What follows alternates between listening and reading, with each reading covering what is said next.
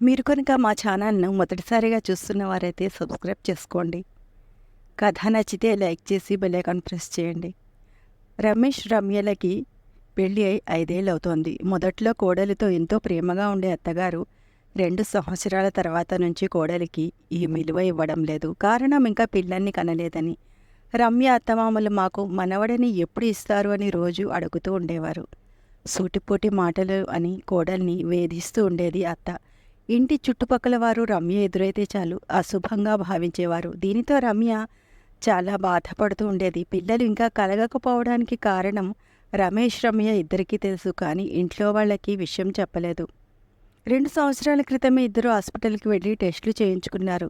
రమ్యకి PCOD problem ఎక్కువగా ఉందని, పిల్లలు కలగడం కొంచెం కష్టమే అని చెప్పారు డాక్టర్. కానీ సరైన డైట్ ఫాలో అవుతూ ఒత్తిడికి గురవ్వకుండా ఉంటే ప్రెగ్నెంట్ అవ్వడానికి ఛాన్స్ ఉంటుంది అని డాక్టర్ చెప్పారు. అప్పటి నుండి డైట్ బాగానే ఫాలో అవుతూ వచ్చింది రమ్య. కానీ ఇంట్లో బయట పరిస్థితులు మనశ్శాంతి లేకుండా చేస్తున్నాయి రమ్యకి. ఒకరోజు రమేష్ వాళ్ళ అమ్మ పిల్లని కనేదానివి, నీకు ఈ ఇంట్లో కోడలుగా ఉండే అర్హత లేదని బయటకు పొమ్మని పెద్ద గొడవ చేసింది.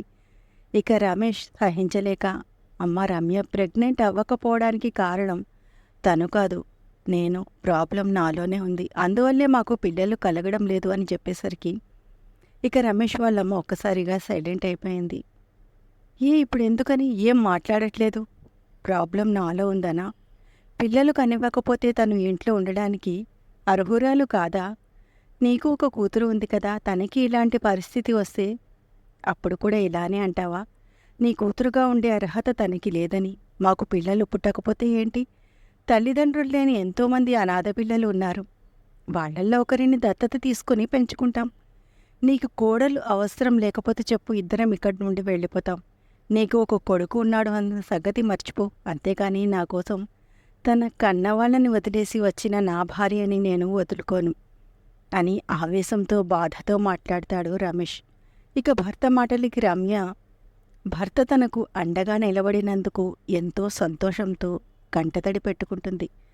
ఇక ఆ రోజు నుండి రమేష్ వాళ్ళమ్మ పిల్లల గురించి అడగడం ఆపేసింది.